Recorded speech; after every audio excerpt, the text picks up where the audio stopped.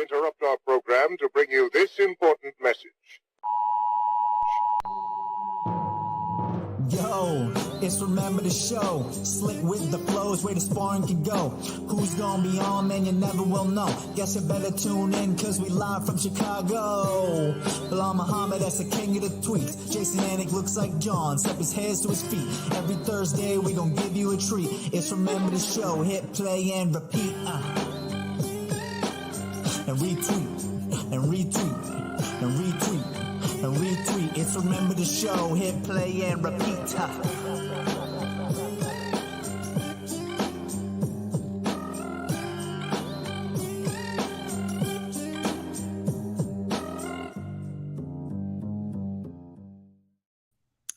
Yes. What is up? Episode 112.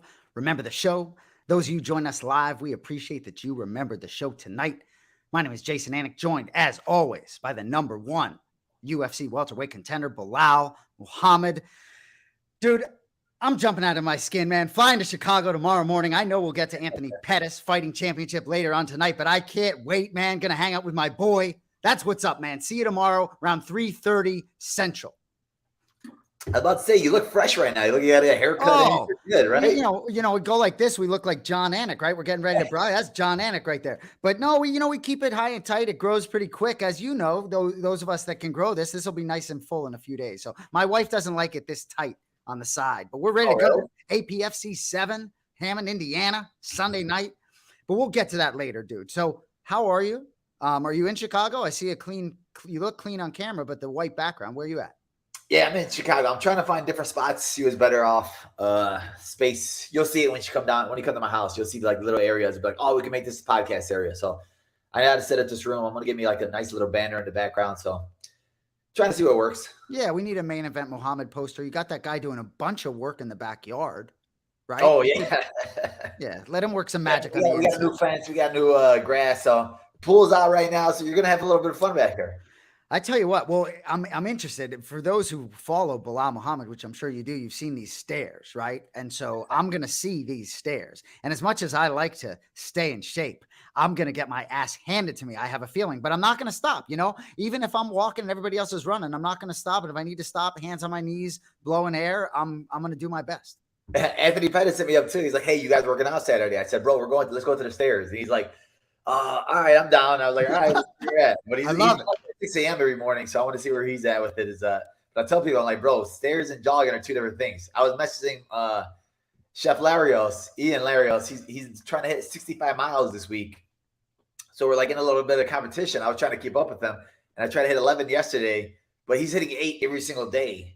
And I was like, all right, I can't because I'm doing practices in between. But I'm like, I'm going to go to the stairs today. The stairs should count as 10 miles.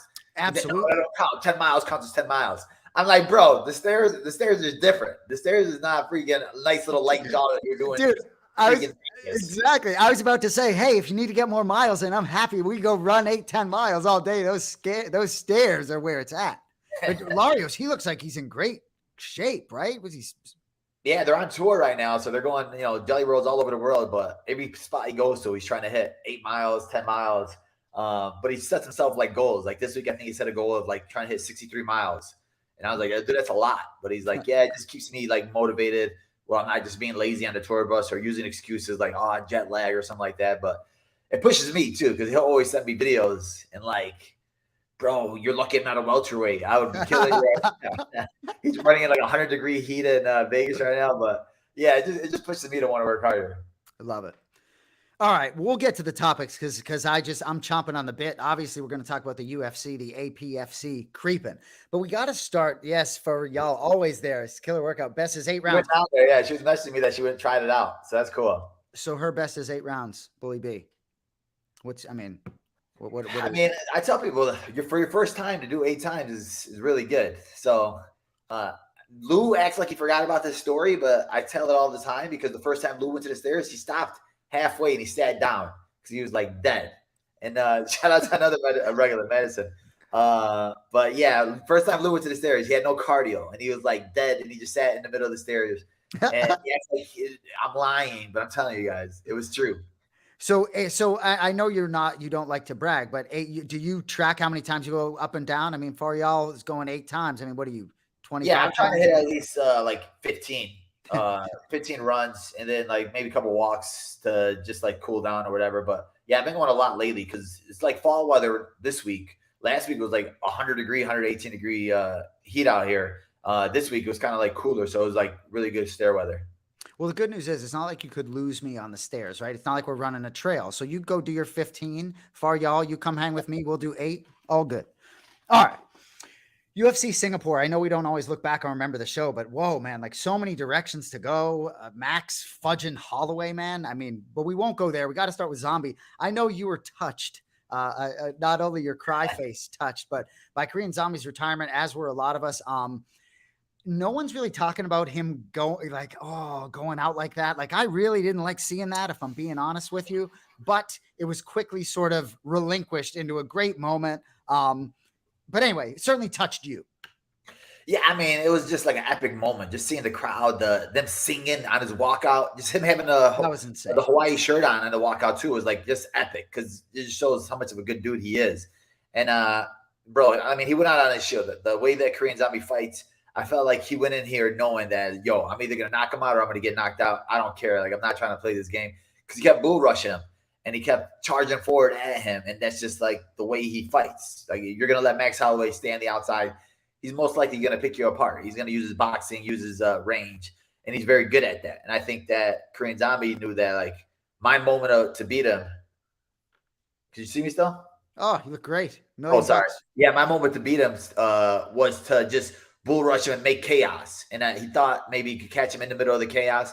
But Max Holloway got such a great chin. Like, he had the best chin in the UFC. So I think that it was just one of those fights where I know he called Max Holloway out on it, saying that, he doesn't really have power. He needs volume. And Max showed him, bro, I got power in these hands. Unbelievable, man. Well, and Max Holloway, I mean, it's hard not to go there. It's just incredible. I'm really happy to see him. It's been a while since he had a finish, huh? Yeah. And like I said, it just takes, because he's going against the best guys in the world. He went against Volkanovski 3 times, like Yair Rodriguez. These guys were all very tough. And he was a champ for so long. So when you're the champ, you're fighting the second best guy. And even Max Holloway, he's still fighting these next up and comers. Every single guy that's, all right, you beat Max Holloway, then you'll show us that you deserve the title shot. So like, he's fighting the best in the world every single fight. So it's tough to beat those guys and finish those guys. One other fight I want to get to on this card, and there was a comment a couple weeks back on our show, and forgive me, I should have pulled the comment, but the comment suggested, like, why don't we break down some of these fights, that are a little closer, some of these split decisions, some of these fights that are so I figure we'll talk Anthony Smith, Ryan Spann real quickly.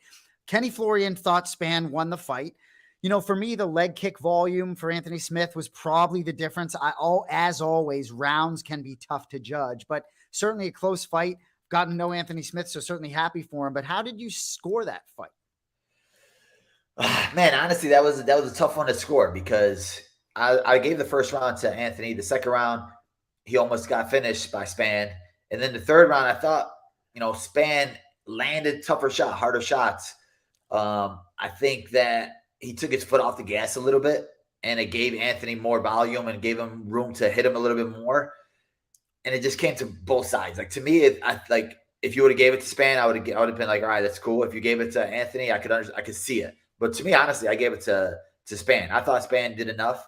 And even that second round, it could have been a 10-8, just because he dropped him and he had his eye huge. And if we're talking about damage, Smith's eye was huge. And, if you're talking about just the low kicks for Smith hurting Spann, it was like you really couldn't tell anything from that. It's not like he was falling to the ground or limping or anything like that afterward. I just thought it was just like another tough fight for Spann because he has those fights, right, where he almost finishes a guy, then he goes crazy, then he ends up getting caught in a submission or end up getting caught because he was like bull rushing it too much. This fight, he tried to be a little bit more patient instead of going for the kill in the second round. He was trying to be smarter and slower, and then you end up losing a split decision. Yeah, and I mean, look, the decision is what it is. I don't think he had much of a tank left. And I think his leg was compromised to the point where he really couldn't necessarily put a lot behind those punches. But either way, to me, it's just nice to see a guy like Anthony Smith, who I've seen sort of take some blows and take some heat, and everyone say he's washed up, lost 2 in a row, supposed to fight Jamal Hill. It's like, and look, I want Spann to get a W2, but happy for Anthony Smith in that spot, man. Yeah, for sure. Exactly. I mean, being able to work with Anthony Smith, such a cool dude, good down to earth dude. And like you said, he was saying how much the people of the world turned on him, right? Saying, oh, you suck, you're washed up, you're this, you're that. And like, even still, people are just still coming at him hard. And I thought he fought a great fight and he looked good in that fight. And he showed that, I'm glad he didn't retire after that last fight, because you never want to go out like that. This fight, he beat another guy that was hungry. Span, I know he beat him before, but Span came back, won 2 fights, and he beat him again in a tougher fight. And he showed a lot of toughness, because a lot of guys would have gave up when your eyes that swollen and, the doctor comes in there and gives you a reason to say no. Or even when he got dropped, he was still trying to recover. And there's guys that would just like give him the neck or something like that, because Span has a really tight guillotine. I know he jumps for it a lot. That was the only thing where I was like, come on, bro. Just stand up, stand back up. Why are you going to the ground with him? But I think those are all like mental errors from Span. I think he's still young. I think he's going to learn from these. And that division is still so shallow, right? It is. A couple more quick wins, and he'll be right back in the mix again. Yeah. Well, the bantamweight isn't shallow, and Dana White had some comments this week about Merab Dvalishvili, Aljamain Sterling. So certainly Aljo, if he's not going to get a rematch versus Sugar Sean, he'd like his boy Merab, who's certainly going to be healthy enough at that time to fight for the belt. So I'm going to just read you Dana's comments. I would love to know your thoughts, Bully B. I know he's your employer, but so these are Dana White's comments. You could be friends with everybody in this business. There's a lot of nice people in this business, a lot of good people. This is not about friendship. It's about finding out who the best in the world is. And if you don't want to find out who the best in the world is, this is not the place for you. You should be somewhere else. There's plenty of places to fight where they don't give a shit what you do. Doesn't work here. I went from wanting them to fight, maybe a year and a half ago, to being so respecting of that decision and loving everything about it. I see both sides of it, but what are your thoughts, man, hearing that from the big boss? Yeah, it's tough, right? Especially because for Merab, you're in a tough spot because, you were expecting Aljo to win this fight, go up, and then, you're next in line to fight for the belt. Now, I don't think Aljo's going up. I think Aljo's staying at 135. And the fact that he's staying at 135, now where does that put you? Because you're like, well, I think Aljo deserves a title shot before myself. And at some point, you have to be like, all right, he just lost. Let me get the shot now. Because, yeah, he's your boy, but, winning the title, that's life-changing. And I'm not saying you have to fight each other, but I'm saying, like, all right, he lost the belt now. Now you should be calling for that title shot against Sean O'Malley. You should be the next guy in line. There's a storyline there, especially with the whole jacket thing. But he's still such a good guy, right? You're trying to still, my boy, my brother deserves it more than me. He deserves a rematch. Aljo's still the best in the world. And I understand where Dana's coming from because it's like annoying. Because Merab, people want to see that fight. I think that fight would sell. The build-up with him and Sean O'Malley would be fun. They'll go back and forth. And Merab just has like a funny style to him, especially with the way he talks. And that, he's just like, he's funny unnaturally, right? Yeah, right. I think it'll be fun. I think Dana White sees it and he wants to show it too. But like, if the guy doesn't want to do it, then it's like, all right, well, they're going to end up giving you these up-and-comers too. They're going to give you the Umars, and you're going to have to beat those guys. And then say if Sean O'Malley fights Cheeto, then you're going to give it to you want Aljo to take your spot next. Then how long are you going to keep waiting and waiting and waiting for your title shot? It's like, at some point you got to be like, all right, bro, I mean, you lost. So we'll see who they give it to. If they give it to me, if they think I deserve it more than you, then all right, well, let's go with it. But don't go on the media and saying, I don't want it. Give it to Aljo before myself. Yeah, I hear you. But it's interesting. It's like if you were in Merab's shoes in a relationship like that, it's hard for me to imagine that you would necessarily want to take a different route. And also, Aljo and Merab, I could argue they shouldn't be in this position. It should be one or the other, deserving to face either a rematch or Merab get right based on merit. No disrespect to Cheeto. I'd love to see Cheeto O'Malley, but so really it's like they're in this position, but it's not necessarily a fault of their own. But Merab, the time is ticking, man, Yeah, and I think just like it gives you're giving the UFC a reason to pass you up. Like now that Dana White's talking about it like that, now he could say, well, neither of these guys wanted it, so now we're giving it to Cheeto because Cheeto wants it, and Cheeto's calling for it and asking for it. And I think you just never want to give them a reason to pass you up, and like saying those things, well, it gives them a reason because they'd be like, well, neither of these guys wanted it. You got Cejudo still going out there calling out Sean O'Malley, just trying to plant his seeds, right? He's trying to plant his seeds just in case. And I think that's what Merab and Aljo need to do. I think Aljo really doesn't need to do much. I think he earned his rematch, but it's still like you still went out there, you lost in the second round. So that's the tough part of getting an immediate rematch. And Yeah. you know, it's just tough for Marab. Now I would just be like going hard at it. No, you be my boy. Let me get that revenge for him and things like that you could tweet out and do things to, instead of like Aljo deserves a rematch. Aljo deserves a rematch. Aljo deserves a rematch, because then it's like, all right, we're gonna give you Umar. We're gonna give you Sandhagen. We're gonna give you another tough guy, which would be title fights if you had the belt. And I was wrong. I thought Aljo was moving up sort of no matter what. And I wasn't necessarily saying that based on him unassuming a win, like I was guaranteeing he win. I just, in a way, thought he was kind of finally going to return the favor to Merab. I think the weight cut was getting, to be a lot. And so I guess personally a little bit surprised, but either way, man. Losing changes everything, right? Like you're going there with all the confidence in the world, like you're considered the best bantamweight in the world, and I feel like they thought they were probably going to walk through Sean O'Malley. And I think a lot of people around the world thought it was going to be, all right, I'm going to grab him, choke him out.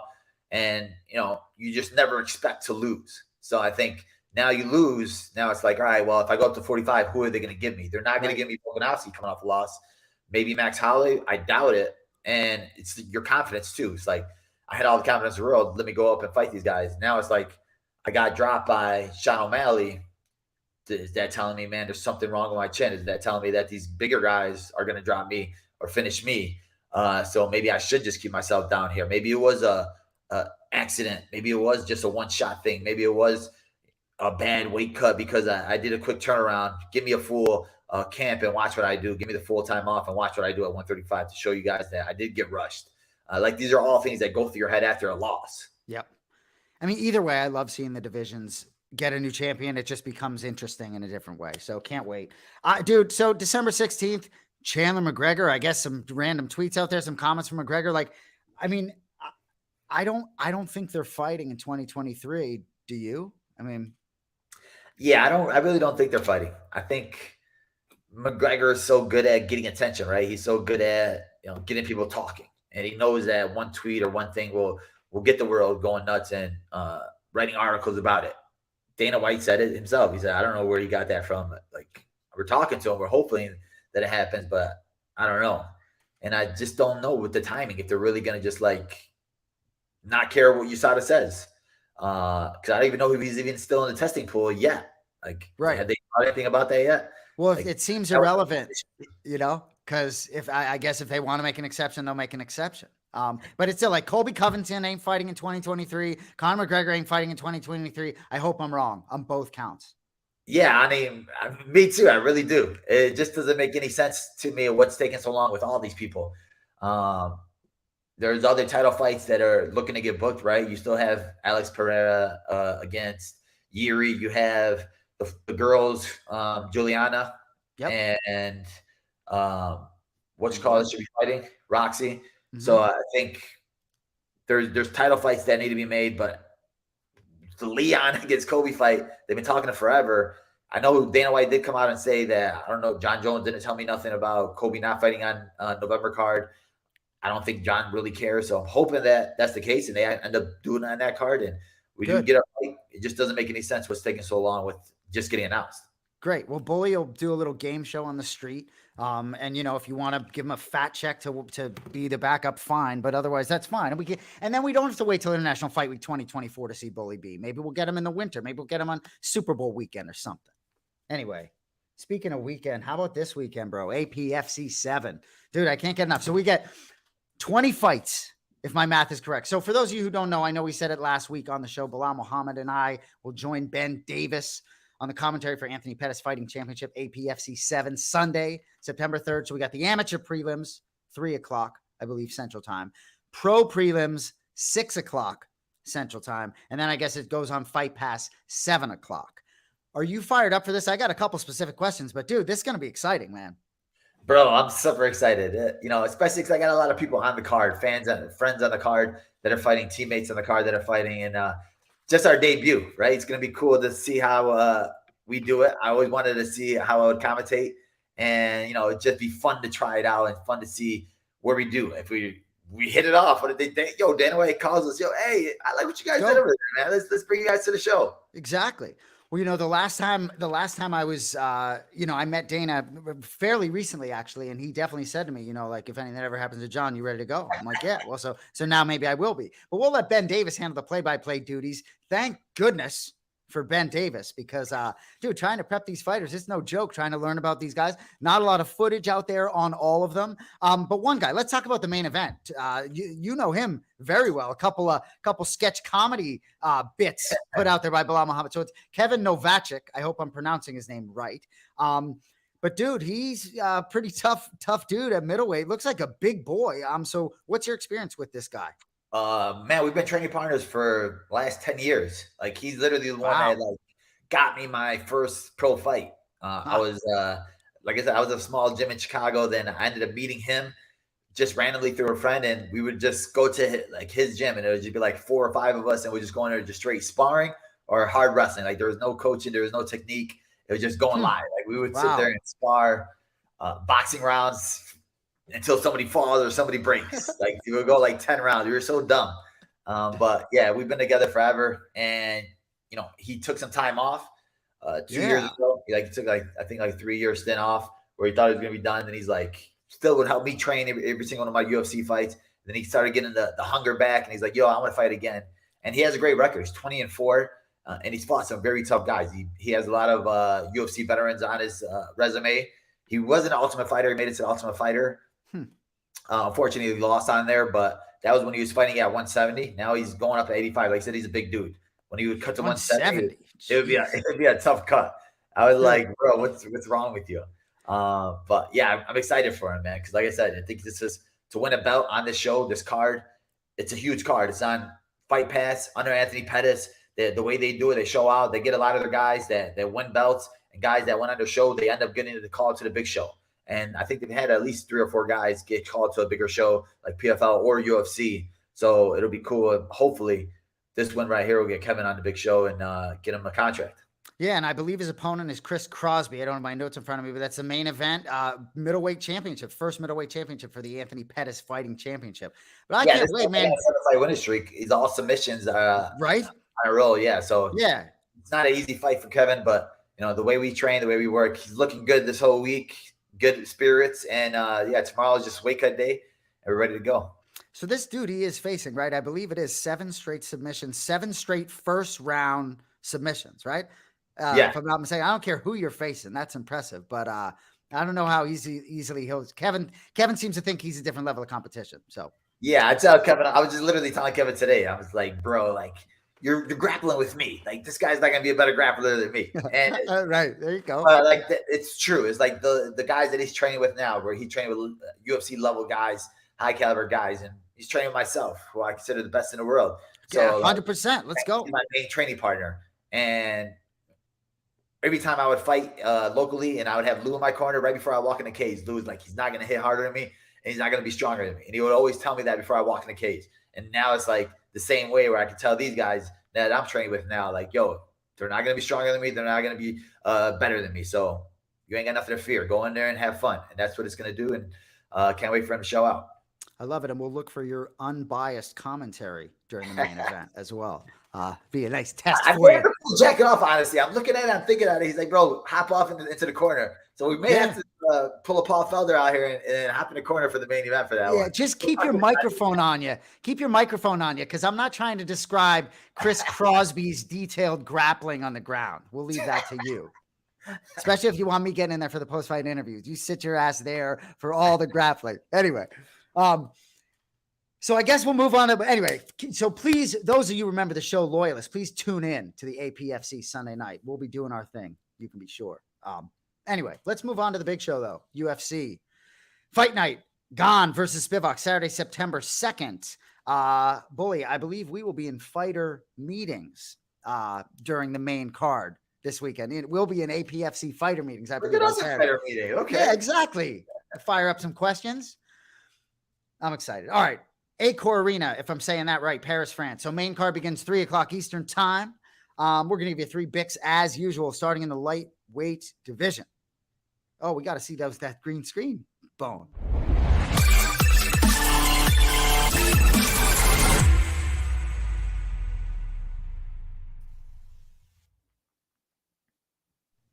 It's like I'm so excited about APFC. I'm like getting off track here. Hey, Bully, check out these dude, how about my fighter cards, right? We got fighter cards. We got let's go. Yeah, like a little bit like John Anik. We got some with some notes on it, right? Some with some detailed notes. Like, let's go. I got questions for you, Bully. Cody says to me today, he's like, oh yeah, so the amateur, what are the like amateur rules in the Illinois Commission? I'm like, oh, something I need to look into. Thanks, Bone. Right? Yeah, different rules. There's some in I think Indiana at one point there was like no face shots on the ground. It was only body shots. When I fought, everything was all go. Like you could do everything. And then I think they changed it now where sometimes you have to wear shin guards. And then if you take somebody down, you can't face shot. You only have to do body shots. Like I had a couple of friends that were like, they were great wrestlers, so they'd take guys down and they just like mount him and just go straight chest shots. It was like so weird. I was like, I'm so glad that I didn't have to do this. I wouldn't even want to do that. I wouldn't even want to fight amateur if that was the case. Yeah, and Cody, I'll let you get in a second, but the elbows in the PFL, I just recently found out, were illegal. I guess it makes sense with the tournament style, but that surprised me a little bit. Yeah. I mean, for amateur fighting, there's no elbows. Definitely. I don't think there's even any knees to the head either. It's just weird. But like for the most part, like for the amateurs, you're gonna see a lot of just like street fighting, right? There's not that many guys that are amateur. We're gonna get really good detailed fighting or striking. It'll just be a lot of just street brawling, and we're just gonna be yelling "World Star" the whole time. Yeah, and you'll have amateur me on the side, like knee him in the head. Like, why'd you knee him in the head? Jeez, man, I'm gonna be careful Sunday night. What's up, Cody? Well, I'm just gonna have a drink every time you say so you just gotta watch out. I might be cooked by the time those amateur fights end. I think the ticker is probably pretty low tonight. This is like my dress rehearsal. So we think the ticker is pretty low. We're just going to pause instead of saying Well, good. I like it. Yeah. But it'll be interesting with the amateur. They're either barn burners or there's a lot of timidity. You get guys that are first, second, third amateur fight. And the reason I ask is because I've been to a number of amateur fights for Muay Thai in New York. And it's always weird that it's be like, all right, well, this one has shin guards and this one doesn't. And this one has elbow guards. So should be entertaining at least. Yeah, my second amateur fight, I had Mark Coleman was commentating it. Wow, it was funny. Yeah, he was like drunk. Like when I was listening to the commentary back, I was like, "What is this guy talking about?" It was hilarious, but it was cool to have like a legend. Was that the one? Was that the one with John Morgan? No, with John Morgan. Second amateur fight. Yeah, well, didn't he John Morgan commentate maybe your first pro fight or something like that? Did he? I think so. Remember he had the first question on the show ever? I don't remember. I'll go back and look it. I'll look at the clip. I think he commented your first pro fight. Yeah, pro fight. Yeah, I don't think it was amateur. The amateur fights, I think I only had like one commentator for one of my amateur fights, and that was only the Mark Coleman one. The other ones were just like in a bar. Nobody was even freaking talking about it. But for some of these guys, it's going to be great to walk into this fighter meeting and see the number one UFC welterweight contender sitting there. It's going to be fun I know a lot of these guys, and you're local to the Midwest, but it's going to be a thrill for them to see you sitting there. No question about it. Yeah, it's always cool, right? Even when I fought for like Titan FC, I think Kamaru Usman was my commentator for one of my fights. Huh. So it's like cool. I had Firas Zahabi commentate my fights before, and it's like, I'm talking to these guys. So it's always like epic when you have somebody that or you watch on TV actually being a commentator, and it like hypes you up and makes you want to fight or thinks it's more of a bigger deal. No doubt. We're trying to make this thing a little bit of a bigger deal, give it a little juice if we can. It is, man. I think that Anthony's doing great with it. Now I'm seeing it. They're going to Manchester. They're going all over the world. He's like bringing Cain Velasquez out here. It's definitely a big deal. And I think that Saturday night, it's going to be even bigger when we're on the commentating desk. Oh, and if you don't think Bully and I travel to Manchester, England, we will go right on ahead. We are international, baby. Well, because your broadcasting partner is going to box there in October. So that's right. You'd see that. Dude, Ben Davis is boxing Anderson Silva's son for real. What? Yeah. No way. You might need to get a little sparring in with Bane in Hammond, Indiana. Yeah. No, for real. For real. Wow. Isn't Anderson Silva's son's good? So he just had his first, I believe, boxing, maybe pro box. I believe he's green as a boxer, but certainly I think has some martial arts he's experience. Green. Ben is like pink or something. Ben doesn't have any type of ability. Well, we'll see, right? It's like we'll see. It's funny. It makes me think about for those of you who don't know, we did our game show on the streets in Nashville, and there was an 11-year-old kid who lit up the screen with the trivia. And then his dad sends us a video of him hitting a speed bag, and that was almost as impressive as his trivia. But Ben Davis can strike a little bit. You know what I mean? I'm not like he's not a little bit. I mean, certainly more than a guy like me. Somebody, people were messaging me. They're like, "Are you guys going to remember the show at the event, the APFC?" So maybe we have to pull it out for the fans out there. Hey, we'll see. I try to do some preparation ahead of time. Cain Velasquez in there. Exactly. All right. Let's get to the Ultimate Fighting Championship. 3 bigs for you, as usual. First fight, lightweight division. Benoit Saint Denis minus 162 is what I had it, Cody. Thiago Moises plus 136. So Moises, man, making his 11th UFC walk. Kid's only 26 years old. So isn't that crazy, right? 6-4 in the UFC. I guess he punched his ticket August of 2018 in the Contender Series. So, but he's fought a lot of high-level guys. Dariush Makhachev, he beat Bobby Green, Michael Johnson. I still can't believe he's only 26 years old. That had me shaking my head. Slight underdog here against Saint Denis. So Saint Denis, also a young man, 27. So after losing his debut in the UFC, he's won 3 straight, all by finish, most recently disposing of Ismael Bonfim via face crank. That was only 2 short months ago, July 1st. Step up in competition here against Moises. Bully B. Who do you got in the first pick? Man, that's crazy. I did not know that he was only 26 years old. When you said it, I was like, really? Maybe I'm mistaken. It seems like he's been in the game for a minute, right? It seems like you said he's fought a lot of the big names out here and a lot of veterans. I thought he was like an old school veteran now, but he's tough. I know Benoit, he had a lot of hype beating a guy with a lot of hype, but Bonfim, I think, just fought so stupid in that fight. I think the Bonfim brothers, the bigger one is really good and he shows it. And then the younger brother, smaller brother, went in there that fight. He was just taking body kicks, telling me, kick me, like acting like he didn't care about it. Then ended up getting caught. But I think Moises is too smart. I think Moises' ground game is really good. I know Benoit is in his hometown. You know, they're going to be going nuts for him. But I think Thiago's fought some of the best guys in the world. He's been in there with some of the best guys in the world. And I didn't know he was only 26 years old. But that just tells me that he's still hungry and he still wants to be in the mix with these guys. And you want to beat this next guy that's hot, right? And I think Benoit has a lot of hype behind him. So I think Moises goes in there, outstrikes him. I think Benoit's really good on the ground, and he's really covered him on the ground, but Moises is a really good black belt himself. I think it's going to end up staying on the feet for the most part. And I think Moises is going to end up beating him. So just so you know, remember, I alluded to this last week, but we don't give Belal. We don't tell him the topics. We don't tell him the fights, right? Dude, just everything's locked in that circle in the middle of your screen. Cody, you on the underdog as well in the first one?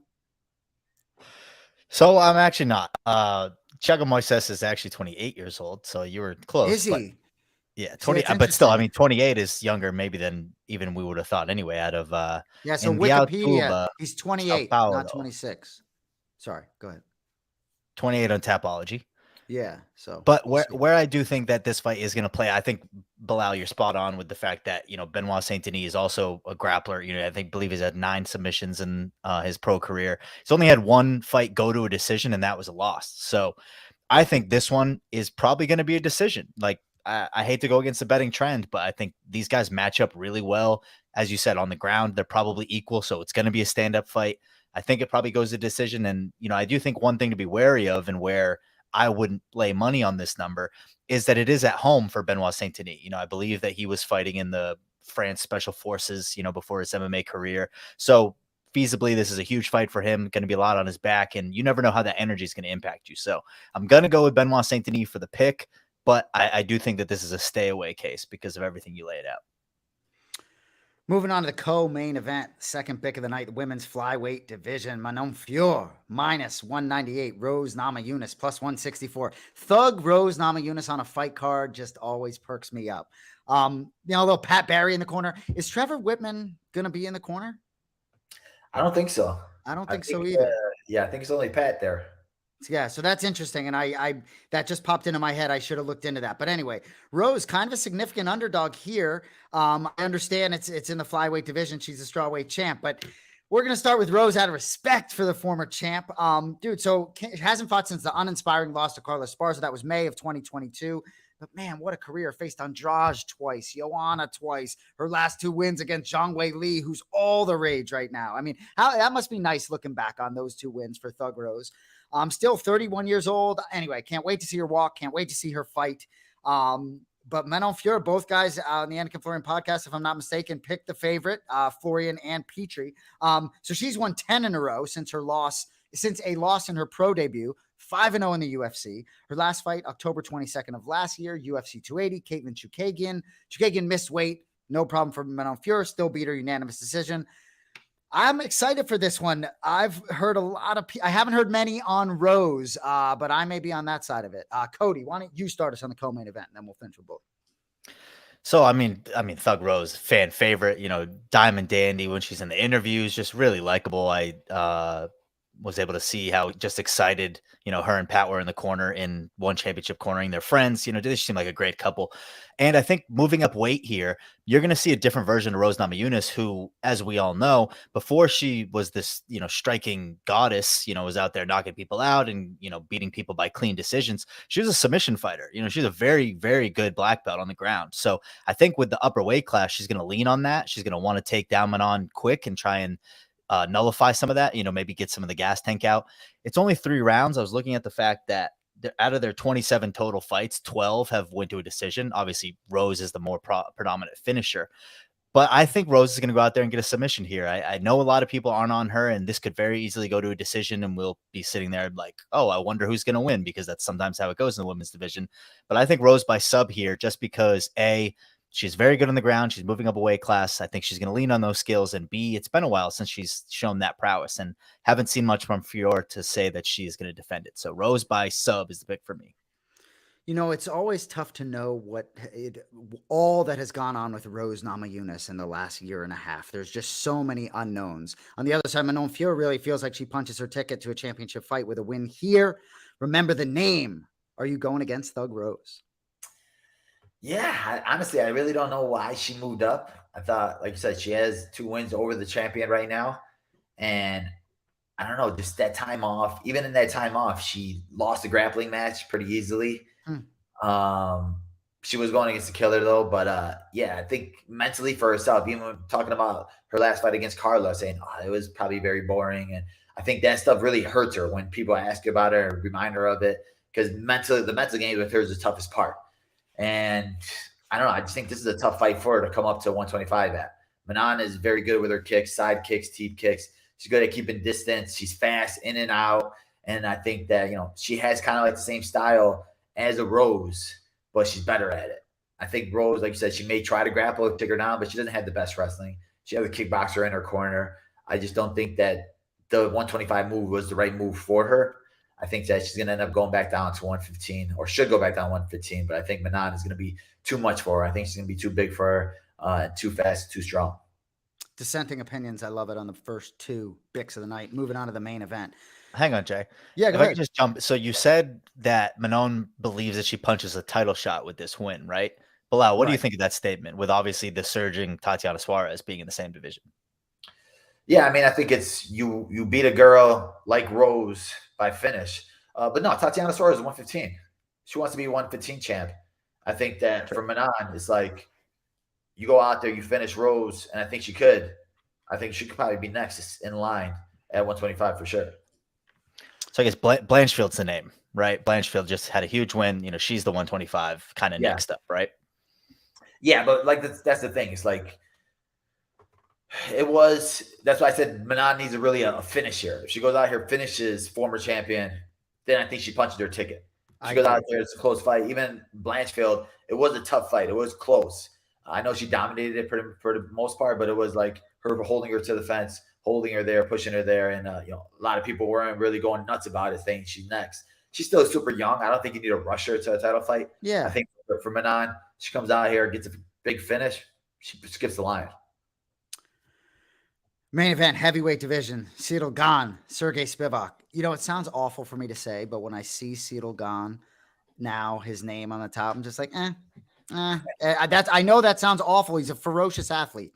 I hate to say that. I shouldn't have said it. But so he's lost 2 of 3. The 2 losses, Francis Ngannou, John Jones, sandwiched in between a finish over Tai Tuivasa. That was almost exactly a year ago, September 3rd, 2022 in Paris.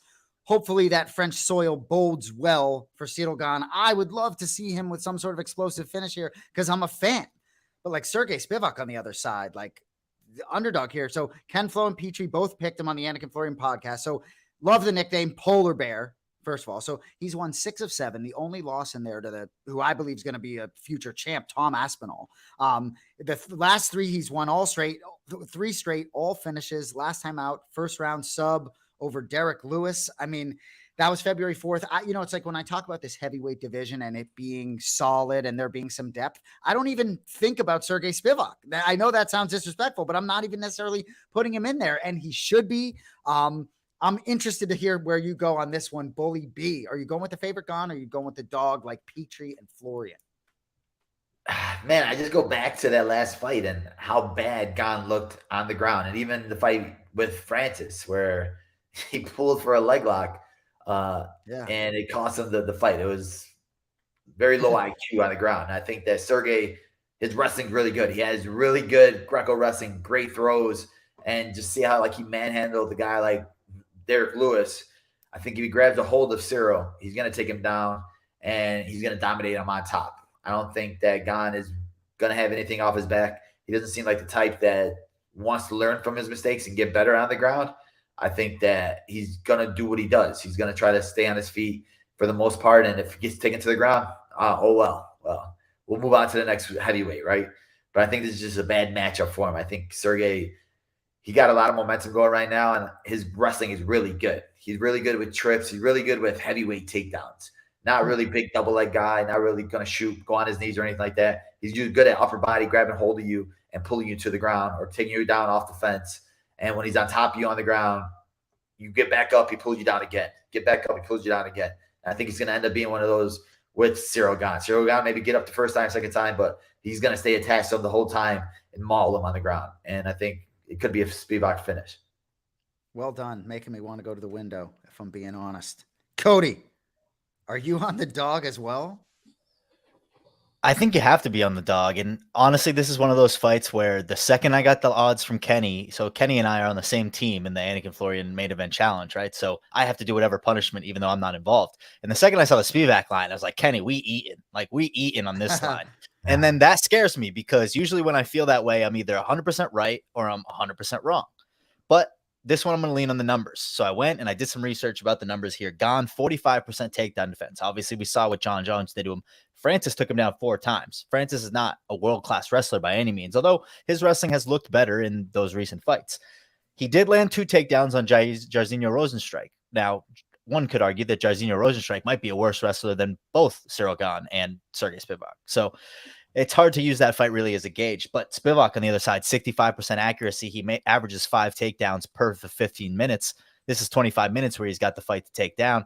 And in his last 3 fights, he's got 15 takedowns. As Belal said, it's that Russian style where he's not hunting for a submission. He's just going to smother you. And if Gane has not been working in the wrestling room, on the shrimping, on the get-ups, on trying to get back to his feet using the cage, he's going to be screwed. He's going to get gassed, and he's not going to be able to use any of that footwork. So I agree with Belal here. I think it's probably going to be maybe like a second or a third round. It's not going to be as quick as John Jones, but I see Spivak getting the win here, probably by a TKO. I don't think he'll sub him. I think he will, ground and pound him, and Gane's just not going to have any way up, as we have seen multiple times out of his career. So unfortunately, I think Ciryl Gane's a huge talent. I think a change in gym and scenery would definitely help him out, but give me the dog. I'm shocked by this line. Sergey Spivak all day. I'll tell you what, if all this stuff with Ciryl Gane, if any of his camp has any win of the Anik and Florian podcast or this show, play that for Ciryl Gane, man, because that's an elite athlete right there. I don't know. Sometimes it's just certain guys in spots. Like, he does win a lot of the fights he's supposed to win. So we'll see, But that line did surprise me a little bit. I thought Spivak should be the favorite, right? I don't think this is a fight that he's supposed to win. I think this is a bad matchup for him, and I don't know why the UFC brought that one to France. They should have given him more of a striker or somebody that's going to want to just bang it out with him. I think Spivak's not going to want to play that game, and I think this is where we see if he's going to be back in the title picture or not. I know Don said I belong in there. I'm going to show you guys this weekend. I do belong in there, but I don't know. I just think that matchup-wise, Spivak is a bad matchup for a lot of these guys unless you're elite in the grappling department like Aspinall or John Jones. And those are the tough guys that are going to be able to defend those takedowns and then make you pay for it. Just amazing how on fire this division is, even with Miocic and Jones. Even if they didn't even exist, it's still on fire, you know? So I love it. Love it when the big boys are exciting. Francis Ngannou, I wish you were still around, buddy. Anyway, I got some hop in my step, man. I'm so excited for Sunday night. Can't wait. Doing some prep yesterday, getting ready. But we'll be watching some film, hopefully, in Chicago. You'll hopefully give me some more insight on some of these guys. But for all you guys watching the show, please check us out Sunday night. Please check out APFC 7. Bully B, you got anything else before we get out of here? Nothing, guys. See you guys Sunday. It's going to be a great night of fights. UFC Fight Pass. Don't miss it. Check it out. We appreciate you on Remember the Show. We'll be back Thursday night, 8:30 regular time for our great producer, Cody Merrow and Belal. Remember the name Muhammad. My name is Jason Anik. We'll see you next Thursday night. Have a good night.